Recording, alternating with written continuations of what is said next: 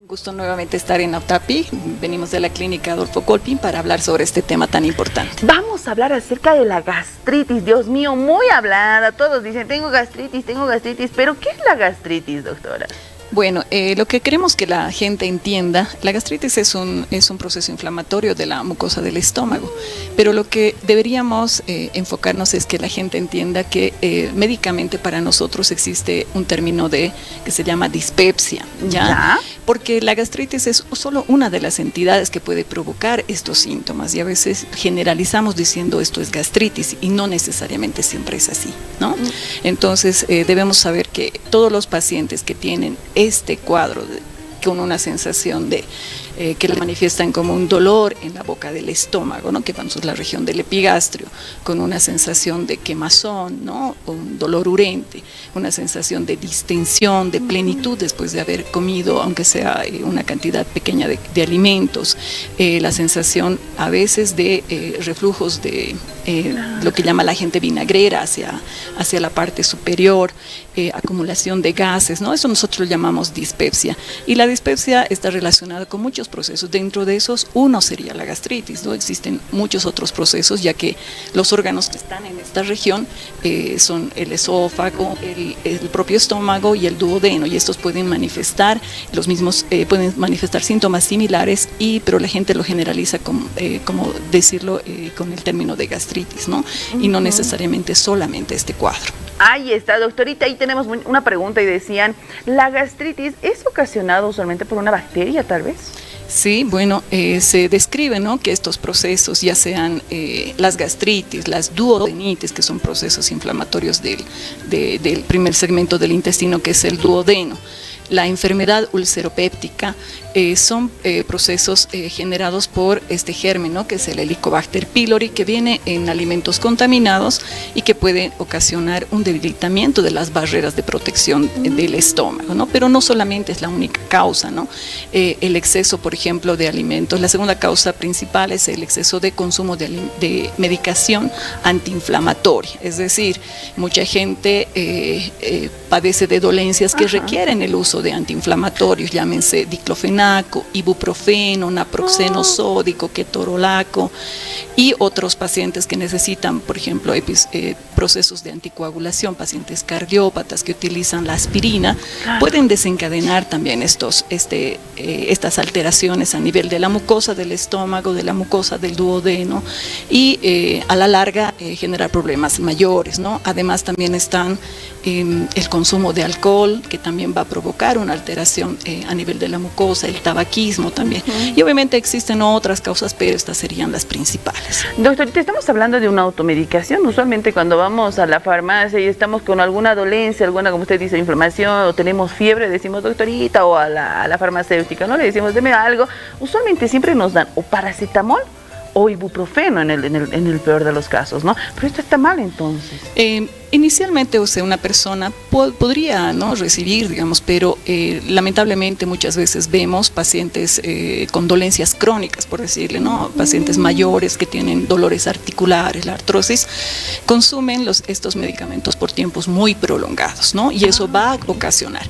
En general se recomienda que los pacientes no deberían exceder el uso de consumo de antiinflamatorios por más de 5 días, ¿no? Peor si esto sucede en personas mayores de 60 años, ¿no? Porque esto va a predisponer a una mayor lesión de la mucosa y a la larga puede provocar problemas mayores como sangrados incluso, ¿no?, de la región. Ahí está, tenemos una pregunta, dice, el estrés, el café, el no comer a la hora, ¿puede causar gastritis? También, ¿no?, está asociado, obviamente, el estrés va a provocar un aumento de la secreción de ácido, y si a eso le sumamos que el paciente además consume sus medicamentos antiinflamatorios o tiene asociado a esta bacteria, entonces el daño que se va a producir en la barrera que tiene el estómago, que tiene una secreción de moco, digamos, que atrapa sustancias que amortiguan la secreción de ácido, se va a ver alterada, y el ácido va a empezar a provocar daños inicialmente inflamatorios y posteriormente mucho más severos hasta provocar lesiones ulcerosas, ¿no? Y si estas úlceras además llegan a a tocar un vaso, pueden provocarse hemorragias. Hay muchos pacientes que vienen, ¿no?, con hemorragias digestivas altas, vomitando sangre o presentando deposiciones negras, que esa sería la característica ya cuando el cuadro está más complicado. O sea, como inicio sería el dolor. ¿Cuál sería el síntoma que uno tendría que decir? Bueno, esto no es un dolor, porque a veces lo asociamos, ¿no? Decimos, es un dolor de estómago, he comido algo, me he hecho mal, pero de repente tenemos ese ardor, A mí le cuento a una consulta gratis con la doctorita, le comento que yo tengo el problema en las mañanas, literalmente con la piña. La piña no hervida, nada, entonces la consumo en licuado, ya sea en fruta, lo que sea, y me empieza a dar un dolor, pero es un dolor fuerte acá en la boca bueno, le decimos en la boca del estómago, pero es epigastrio, ¿no? Entonces, empieza el dolor y digo, creo que tengo gastritis, digo, pero solo es con el único alimento que me pasa. Puede ser, son alimentos que tienen contenidos ácidos, como los cítricos parecidos, ¿no? Entonces puede desencadenar, pero si los síntomas son persistentes, generalmente el paciente, claro, después de la ingesta de ciertos alimentos, como tú dices, ¿no? Los cítricos, el café, el pan blanco, el chocolate, las sustancias que contienen menta, los condimentos, los ajís, ¿no?, pueden desencadenarle esta molestia, se asocia a la distensión del abdomen, sienten eructos frecuentes. Entonces debe llamarles la atención si es un proceso que se repite de forma frecuente o se hace diario. Entonces hay que parar las orejas y acudir a hacer una evaluación, porque el tratamiento no es que todos tomen antiácidos o puede estar relacionado con el Helicobacter pylori, donde ya cambia, ¿no?, el esquema de tratamiento. Ya no será solamente que el paciente necesite tomar un protector gástrico como el omeprazol nada más, ¿no? Entonces hay pacientes que toman de forma crónica y no se ha logrado detectar, por decirle, este germen. Ya hay que individualizar a los pacientes. Ahí está. Los niños, doctorita, ¿pueden padecer gastritis?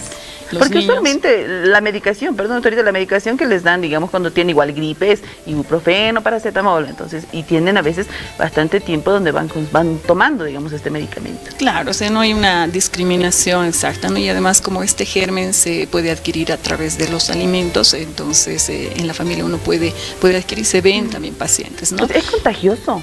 Es contagioso a través de es un germen que se elimina a través de las heces, ¿no? Entonces, si la gente que porta este germen no se lava bien las manos para preparar un alimento, por ejemplo, puede provocar un contagio, ¿no?, de este germen. Ahí está. Entonces estamos hablando de los síntomas. Hay muchos que dicen, entre los síntomas, doctorita, muchos dicen, se me hincha el estómago, se me vuelve así como piedra y son como gases reprimidos. Eso también es un síntoma. Claro, eso es el meteorismo, ¿no? La sensación de plenitud, la acumulación de gases es un síntoma de estos cuadros. Ahí está. Náuseas, ¿también serían algunos de los síntomas? Puede estar asociado, las náuseas no son un síntoma específico, ¿no?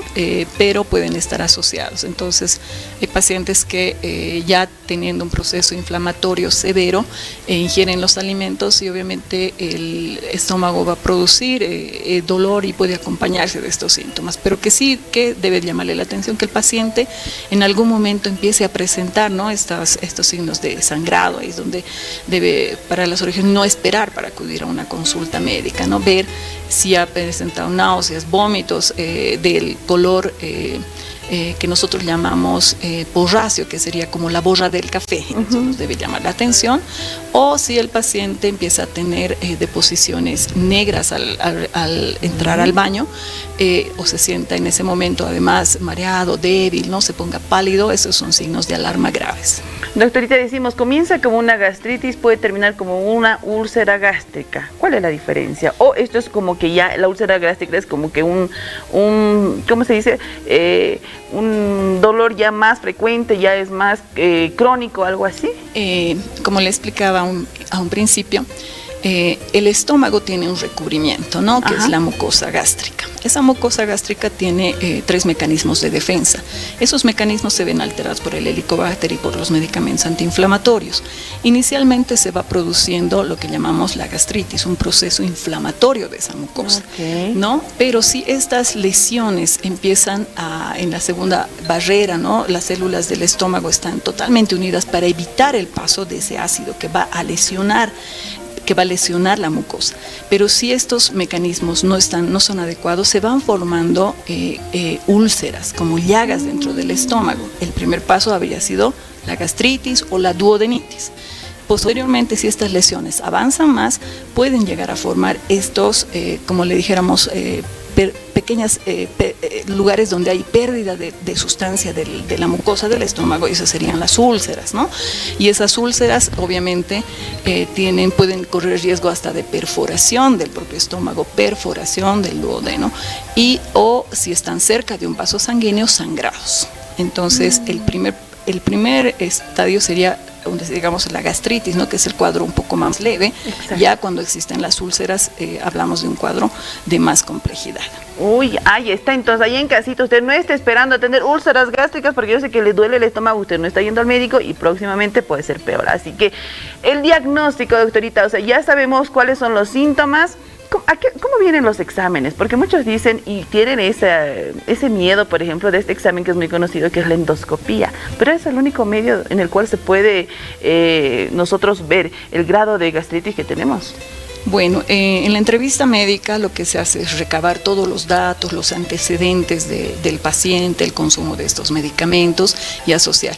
Desde hace un tiempo las asociaciones de gastroenterología nos recomiendan realizar las endoscopías a todos los pacientes. Existen indicaciones precisas para realizarlas, sobre todo en personas mayores de 60 años. En personas menores de 60 años y por las características de la patología propiamente, inicialmente existen pruebas indirectas, digamos, para poder detectar, en el caso del Helicobacter pylori, como son la prueba del test de ureasa mediante el aliento, mediante antígenos detectados en las heces, ¿no? Y pruebas sanguíneas, pero las dos primeras serían las más indicadas en los pacientes que tienen sospechas, ¿no? De acuerdo a la evaluación médica para la presencia del Helicobacter pylori. ¿Es doloroso la endoscopía, doctorita? Bueno, las endoscopías actualmente se realizan bajo procesos de sedación, ¿no? Si el paciente la requiere, entonces se prepara al paciente, se lleva a un paciente en ayuno, el médico que acompaña, digamos, al médico endoscopista, anestesiólogo,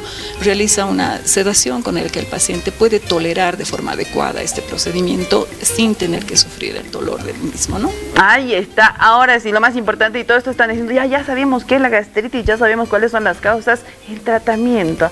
Nosotros como personas de a pie, usualmente decimos, el consumo de papaya es muy bueno. Yo no sé si usted lo ha escuchado, decían, tienes gastritis, tienes que consumir papaya con agua de papa, creo, y tienes que tomar, y eso te va a santo remedio. Médicamente, doctorita, ¿está comprobado que algún alimento, alguna fruta en específico pueda curar el tema de la gastritis?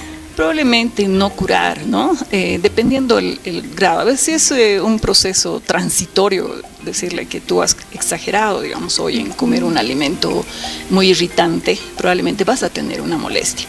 Y a veces hay sustancias que amortiguan esa acidez, ¿no? Que sería lo contrario de lo que es ácido, ¿no? Sustancias alcalinas como la leche, hay pacientes que, o sea, hasta el bicarbonato puede ayudarte transitoriamente. Pero si es un proceso que empieza a persistir con los días, ahí es donde uno debe tomar atención. Tal vez podrá tomar un antiácido transitoriamente, pero si el proceso no mejora, tiene que acudir para identificar cuál es la causa exacta de su molestia. ¿Los tratamientos son bastante amplios para la gastritis, doctorita? Dependiendo del caso, como le digo, si son gastritis, se recomienda en la que no se verifique, ¿no?, que haya presencia del Helicobacter, por ejemplo, se necesita a veces hasta 4 semanas a veces de tratamiento para tratar de disminuir, incluyendo unas recomendaciones dietéticas, ¿no?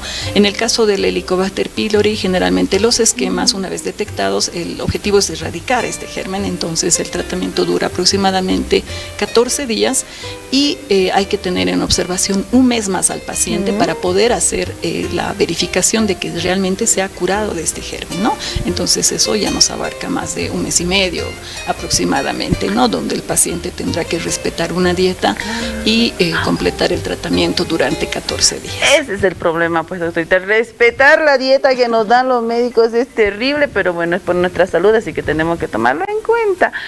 Doctorita, el tema de muchos ya optan, ¿no? Dicen, tengo gastritis, ellos ya se han autodiagnosticado, dicen, no, es gastritis, tengo gastritis, y el consumo de omeprazol sin una prescripción médica. Está bueno eso. Transitoriamente puede ser una medida de ayuda. ¿Puede ser un medicamento así a largo plazo? O sea, tomarlo siempre. No debería, ¿no? El omeprazol también puede provocar fenómenos de alteraciones a nivel de los huesos, puede provocarnos disminución de los niveles del magnesio, por ejemplo. Hay gente que consume crónicamente y empiezan a tener sensación de calambres. Entonces, ninguna medicación sin supervisión es adecuada, ¿no? Ahí está. Que sí, que no. Yo sé que usted, doctorita, nos va a dar ahí una pequeña recomendación a todas las personas allí en casita de qué sí podemos comer, qué sí no, cuáles son los hábitos de vida que pueden ocasionar que nosotros también podamos tener gastritis. Bueno, todo exceso es malo, ¿no?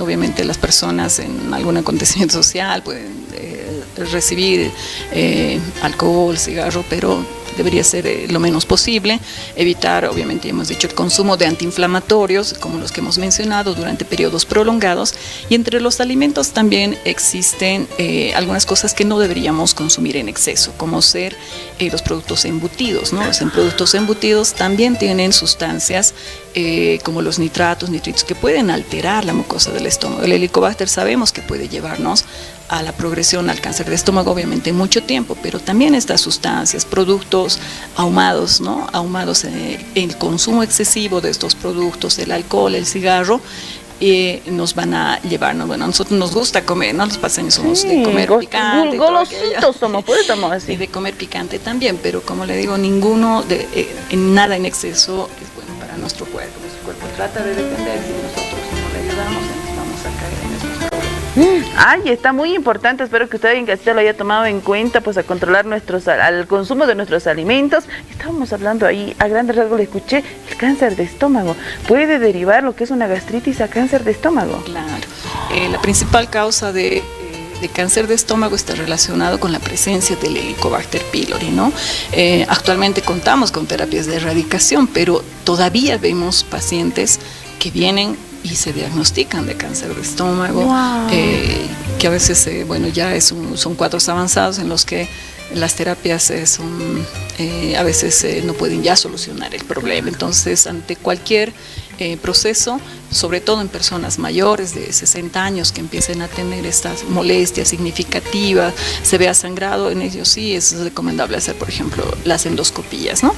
Para ver, obviamente el proceso es largo, pero como aún entendemos que hay mucha gente que realmente no acude y vienen en estadios ya complejos, ¿no? Sí, exactamente, así que como lo dice la doctorita Sandra Encinas, usted allí en casita no espere último momento, vaya a hacerse ese chequeo médico que es muy importante. Está sintiendo dolor en el estómago, sáquese tiempito para su salud, detecte tiempo el problema de la gastritis y entremos en este tratamiento que va a ser por un mes, pero le va a enseñar también a tener buenos hábitos alimenticios y usted va a poder tener una vida más tranquila, confortable y sin la preocupación de que esto pueda empeorar, sin que pueda sentirse peor aún, y los doctores van a estar ahí para también subsanar algunas preguntas, dudas que usted tenga, y esto en la Clínica de Especialidades Adolfo Colpin.